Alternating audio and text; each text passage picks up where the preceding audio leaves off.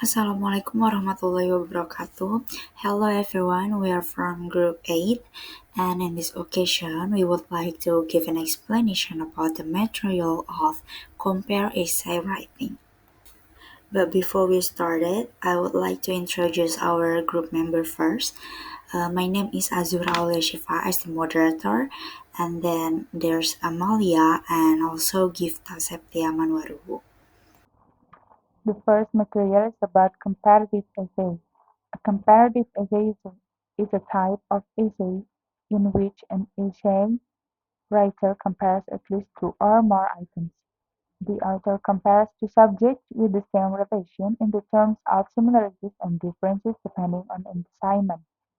A comparative essay is also known as a compare and contrast essay or a comparison essay. It analyzes the subjects by either comparing them, contrasting them, or both. Jadi bisa kita tarik kesimpulan bahwa comparative essay atau esai komparatif adalah jenis esai yang membandingkan dua atau lebih subjek berdasarkan persamaan dan perbedaannya. Next is the main purpose of the comparative essay. First, highlight the similarities and differences in a systematic manner. Tandai atau digarisbawahi persamaan dan perbedaannya. And second, provide great clarity of the subject to the readers. Lalu menjelaskan apa yang menjadi persamaan serta perbedaannya dalam suatu esai tersebut. And the last one is analyze the things and describe their advantages and drawbacks. Lalu menganalisis dua hal tersebut. Jadi, alih-alih mencoba mengatakan bahwa satu lebih baik dari yang lain, namun teman-teman mencoba mencari tahu bagaimana setiap sesuatu itu berbeda dan bagaimana persamaannya. Moreover, a comparative analysis essay discusses the similarities of differences of themes, items, events, views, places, concepts, etc. For example, you can compare two different novels. Example, The Adventures of Huckleberry and The Rage Batch of Courage. Perbedaan dan persamaan pada saat menganalisis esai itu bisa dari persamaan dan perbedaan tema, peristiwa, item, sudut pandang, tempat, konsep, dan lain sebagainya.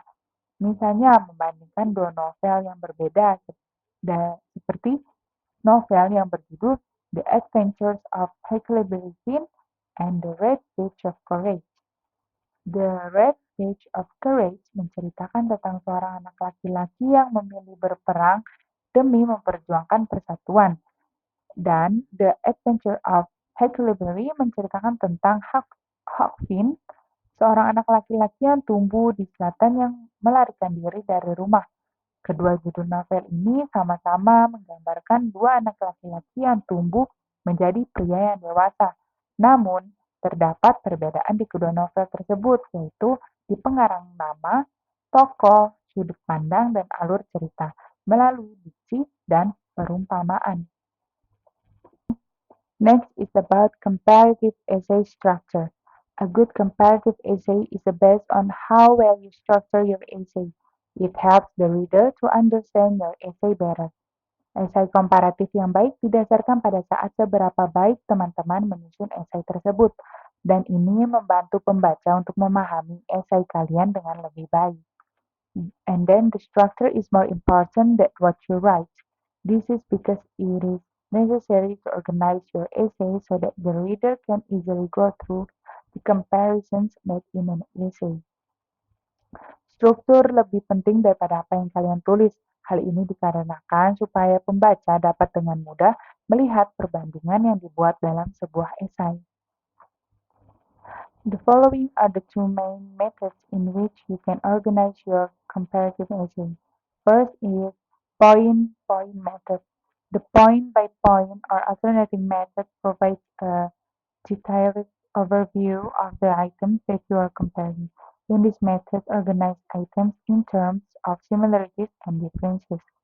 Metode point by point yaitu memberikan gambaran rinci yang akan dibandingkan. Dalam metode ini berdasarkan persamaan dan perbedaannya.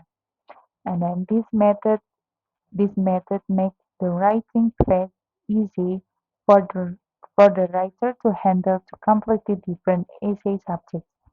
It is highly recommended where some depth and detail are required. Metode ini memudahkan tahap penulis untuk menangani dua subjek yang berbeda dan perlu juga untuk dibaca secara mendalam dan teliti. Okay, thank you so much, Amalia. You has the explanation about the definition of the point-by-point method in the counter essay. Well, it is now.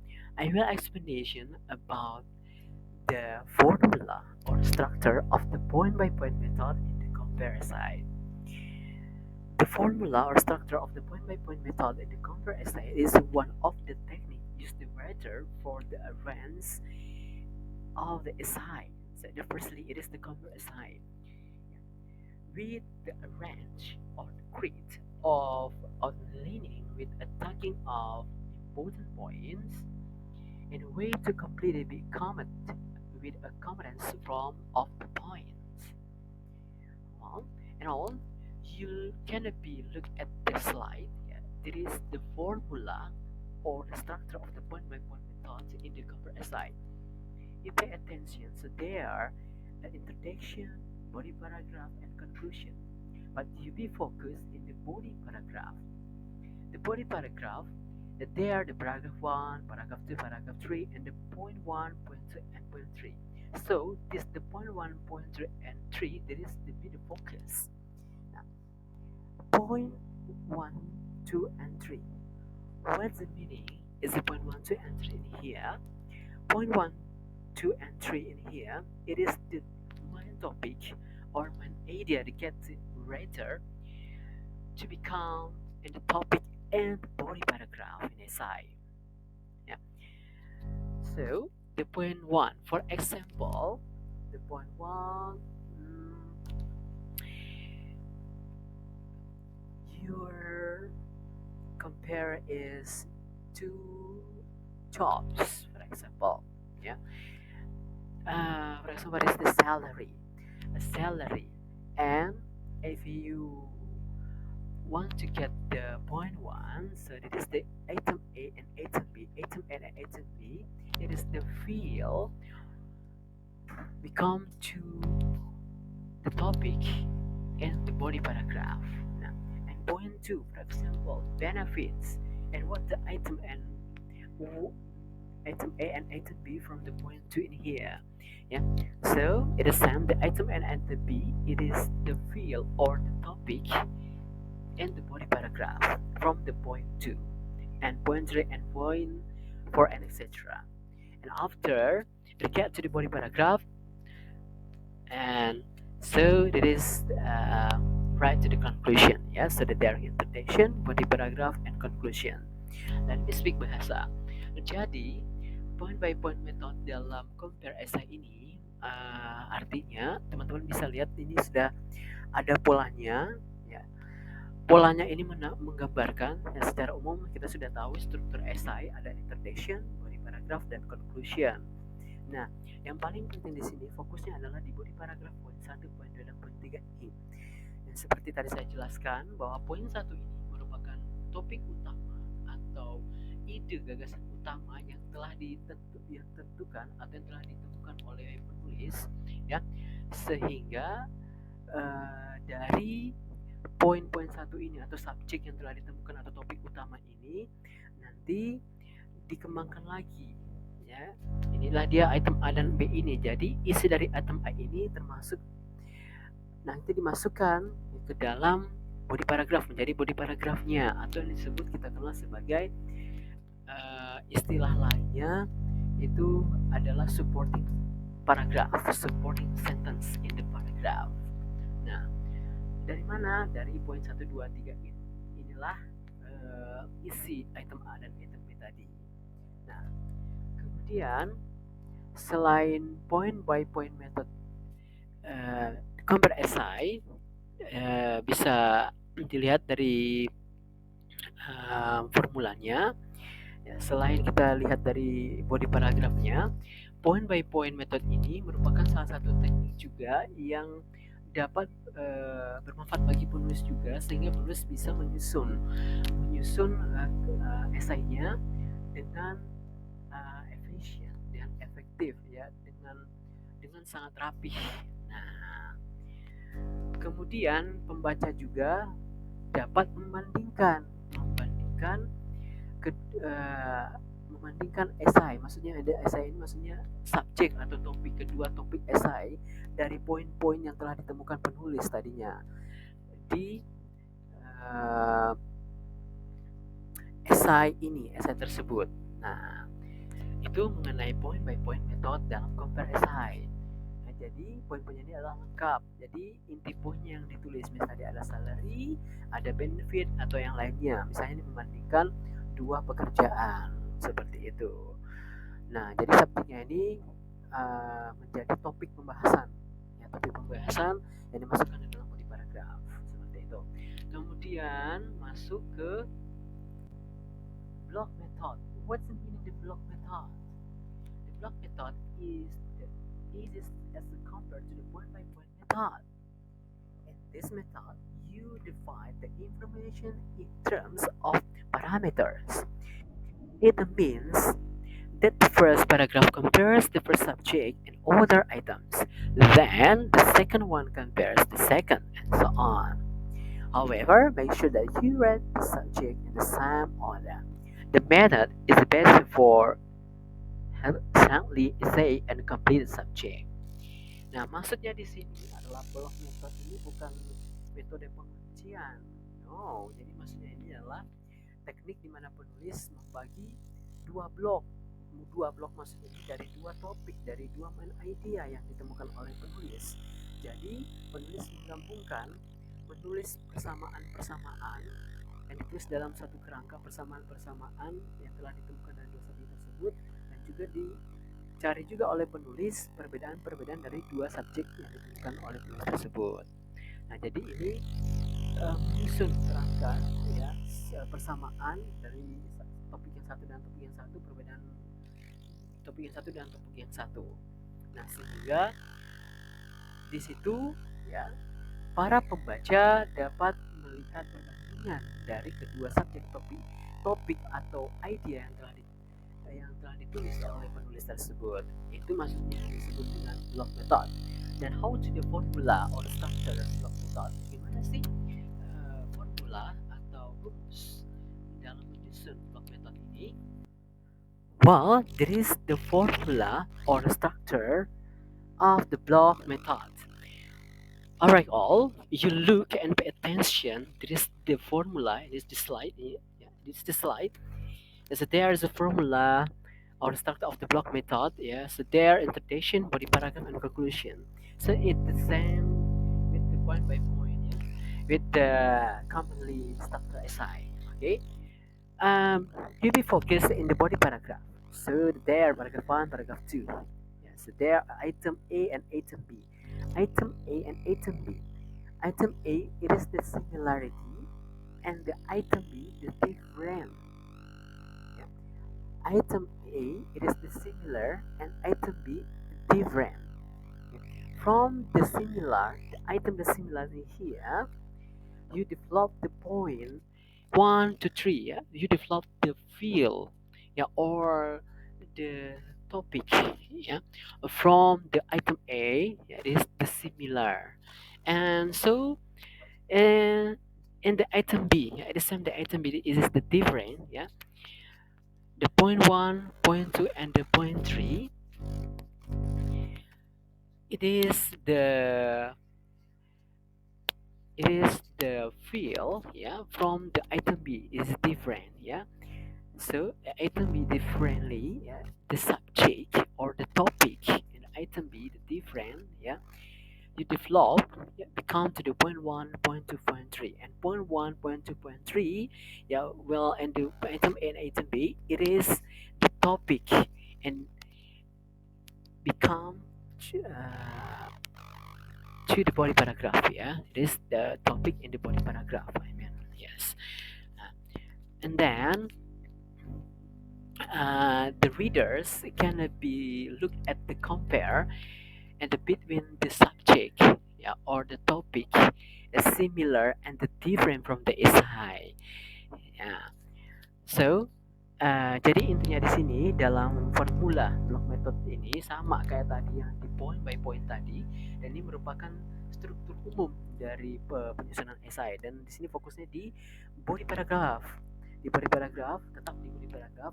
Ya, tadi kalau perbedaannya di situ, kalau di point by point tadi hanya poin pentingnya saja yang diambil, sedangkan yang di paragraf di sini penulis menulis poin persamaan, menyusun persamaan-persamaan, dan juga menyusun perbedaan-perbedaan.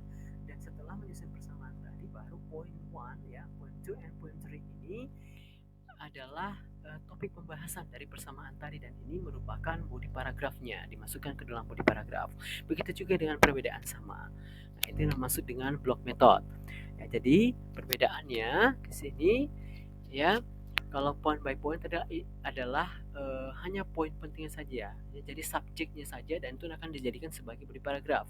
Sedangkan yang block method ini adalah menyusun kerangka persamaan dan perbedaan ya, dari idea yang telah ditemukan oleh penulis tersebut. Nah, kemudian selain ke point by point and the block method ya, ada juga teknik berikutnya mengenai ya, metode berikutnya ya. The next method is the mixed paragraph method. In this method, one paragraph explains one aspect of the subject. As a writer, you will handle one point at a time and one by one. This method is quite beneficial. It allows you to give equal weightage to each subject and help the readers identify the point of the collaboration easily. Well, jadi di sini teman-teman, maksudnya mix paragraph method ini adalah teknik yang digunakan penulis juga dengan cara menggabungkan dua idea atau topik atau subjeknya. Dan di sini teman-teman perhatikan, dari satu paragraf ini ya, menjelaskan satu aspek saja yang menjadi subjeknya ya. Sekali lagi, jadi dalam satu paragraf, dalam metode paragraf campuran ini, jadi satu paragraf menjelaskan satu aspek subjeknya saja. Nah, ini menjadi poin-poin nanti bagi penulis untuk mengembangkan aspek subjeknya yang tadi. Nah, untuk menjelaskan aspek subjeknya yang tadi. Jadi ini dia menggabungkan dua subjek atau idea tadi. Misalnya ada esai perbandingan mengenai fiksi dan non fiksi. Dari situ penulis mencampur mengenai aspek aspek subjek dari fiksi dan non fiksi. Tapi di situ pembaca bisa juga menemukan atau mengidentifikasi poin penting yang ada di esai tersebut yang telah ditulis atau dirangkai oleh si penulis tersebut. Seperti itu.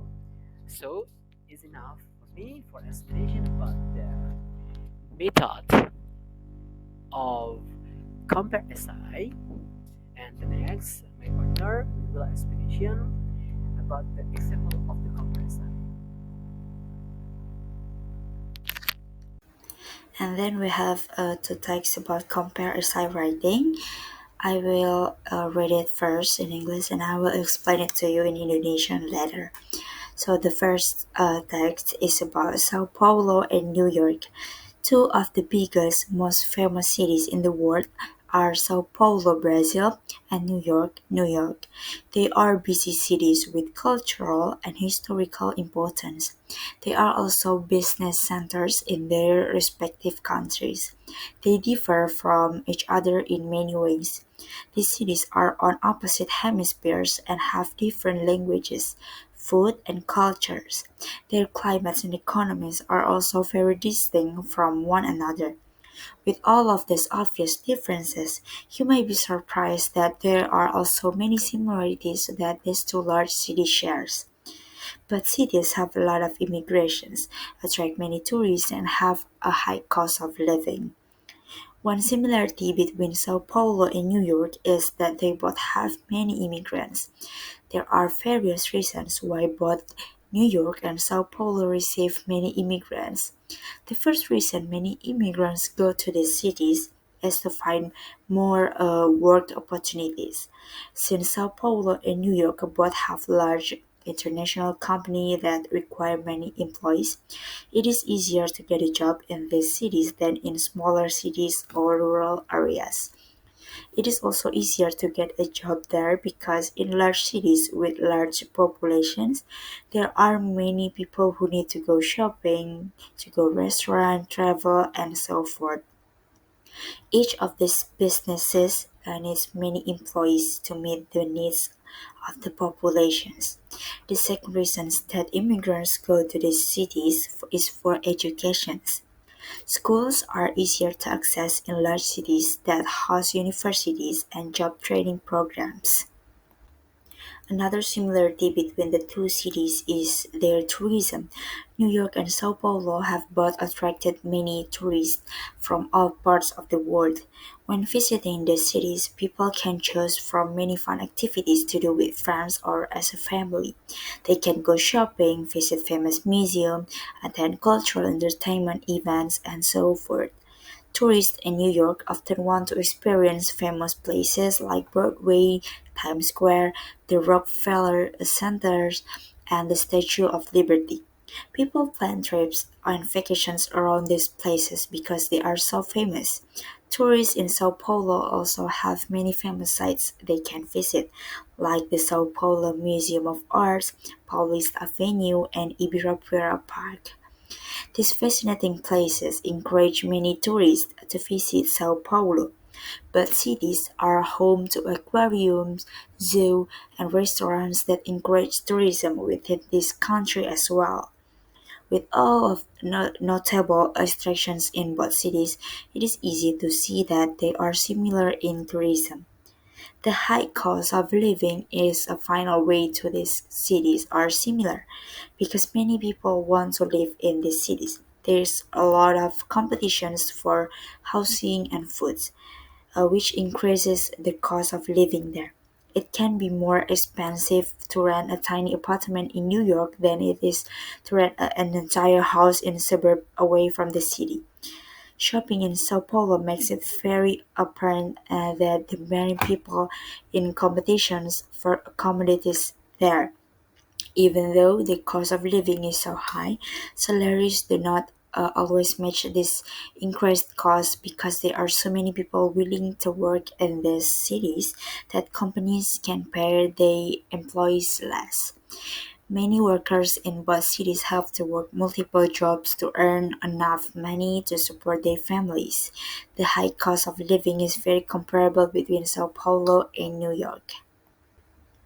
Due to the high cost of living, the tourism, and immigrations, Sao Paulo and New York are two cities that are very similar to each other. There are differences that are easy to identify, but these cities are more similar than people might think initially. A visitor to one city may be able to feel that she has already experienced the other city because they share so many traits. Even though the people in each cities are speaking a different language, eating different foods, and are used to a different weather. Jadi teks barusan adalah menjelaskan tentang persamaan dan juga perbedaan antara dua kota terbesar dan paling terkenal di dunia yaitu Sao Paulo and New York. Jadi kesamaan pertama yang sudah dijelaskan di dalam teksnya adalah Sao Paulo dan New York, keduanya ini memiliki banyak imigran di dalamnya. Ada berbagai alasan juga mengapa New York dan Sao Paulo ini menerima banyak imigran. Alasan pertama, banyak imigran pergi ke kota ini adalah untuk mencari lebih banyak kesempatan kerja karena kota Sao Paulo dan New York adalah kota besar dan biasanya kota besar itu membutuhkan banyak pekerja karena banyaknya tempat wisata, banyaknya restoran dan juga tempat-tempat lain yang membutuhkan karyawan. Kemudian kesamaan yang kedua antara Sao Paulo dan New York ini adalah pariwisatanya. New York dan Sao Paulo ini memiliki banyak sekali turis dari seluruh dunia untuk mengunjungi tempat-tempat seperti museum, kebun binatang, patung bersejarah seperti patung Liberty, dan juga tempat-tempat terkenal seperti Broadway, Times Square, The Rockefeller Center, seperti itu. Kemudian di Sao Paulo ada Museum Seni Sao Paulo, Paulista Avenue, dan juga Taman Ibirapuera. Kemudian tingginya biaya hidup juga menjadi kemiripan dari kedua kota ini karena banyaknya imigran orang-orang yang ingin tinggal di Sao Paulo dan juga New York. Eh, Banyak juga persaingan untuk mendapatkan rumah, makanan, yang kemudian itu meningkatkan biaya hidup di sana, jadi semakin mahal. Jadi meskipun New York dan Sao Paulo adalah dua kota yang berbeda, mereka memiliki banyak kesamaan. Termasuk di dalam kota tersebut masing-masingnya terdapat banyak imigran yang juga datang dari berbagai negara dengan bahasa yang juga berbeda-beda. Okay, the second text is about soccer and American football. Not everyone thinks about the same thing when they hear football. Depending on where you live, football might be one of two different games. When most people in the United States hear the word football, they think of players throwing, catching, or kicking a brown ball. They picture a large field with tall goalposts on both ends of the fields. They can hear cheerleaders and coaches yelling from the sidelines. For the rest of the world, football usually means watching players kick, pass, and shoot a round ball with their feet. They imagine large fields with goals on each end. They picture players from their national team competing in the World Cup. These two very different games are imagined uh, by saying the same words, football. Even though they share a name, the equipment, the scoring system, and the rules of American football and soccer are different. The equipment is the first major difference between American football and soccer. American football, the player needs to wear protective clothing because it can be dangerous game to play. The players need to wear helmets to protect their heads, mouth guards to protect their teeth, and large pads for their shoulder and backs. The players use a brown ball that is pointed on the ends. On the other hand, soccer players do not need to wear helmets and lots of protective pads. The players just have pads to protect their shins, and the goalie to wear gloves. The ball they use in soccer is round. The ball is usually bright color like white. It is easy to see that soccer and American football require different equipment. Another big difference between soccer and American football is how points are scored. The scoring system in soccer is very simple. In soccer, a point is scored every time the ball makes it past the goalie into the net behind him. However, the score for American football is not as simple. In American football, players get points for touchdown, pads, and field goals. A touchdown is when a player with a ball runs across the 0-yard line. That is worth 6 points. After a touchdown is scored, the team who got the touchdown gets to kick the ball between the goal post for 1 point. Field goals are worth 3 points. You get a field goal when you kick the ball between the goal post without getting a touchdown. There are even more ways to score points for safety and conversions. With the simplicity of soccer's scoring system and the complexity of American football scoring system, it is clear these two sports have very different scoring methods. Finally, the rules of the two sports are very distinct. In American football, players can carry, kick, or throw the ball. The quarterback decides who to throw the ball to. He throws the ball, and the player who catches the ball tries to run to the end of the field. The other players try to steal the ball or tackle the player with the ball. In soccer, only the goalie can touch the ball with his hands. the other players try to kick and pass the ball to each other with their feet. The forward try to pass the ball to each other as they travel to the end of the field. When players get close to the goal, they try to kick the ball into the goal. Players don't try to tackle each other in soccer like they do in American football. Soccer seems to have much simpler rules than American football. It's easy to see how American football and soccer are different from one another in three areas: the rules, scoring, and equipment. It is interesting that such different sports come to be known by the same name. Both sports are very popular, even though American football is not as widely played internationally. The next time you hear someone say the word football, which picture will come to your mind? Players in helmet, goalies jumping into the ball, tall goal post, your national team. Maybe all of this picture will come into your mind. After all, it's all football. Jadi untuk teks yang kedua ini membahas perbedaan permainan sepak bola yang ada di Amerika. Jadi di Amerika itu ada dua permainan sepak bola yang biasa kita kenal sebagai football itu di Amerika disebut dengan soccer, sedangkan football yang biasa kita kenal di Amerika itu disebut dengan permainan bola yang yang dimainkan dengan tangan. Jadi untuk perbedaan kedua permainan sepak bola di Amerika ini ada tiga perbedaannya, yaitu dari segi peraturan, penilaian, dan juga perlengkapan yang digunakan untuk bermain. Jadi kalau football sendiri atau sepak bola di Amerika biasanya tuh dimainkan menggunakan tangan. Jadi pemainnya itu melempar, menangkap atau menendang bola yang berwarna coklat. Jadi mereka membayangkan sebuah lapangan luas yang terdapat tiang gawang yang tinggi di kedua ujung lapangannya.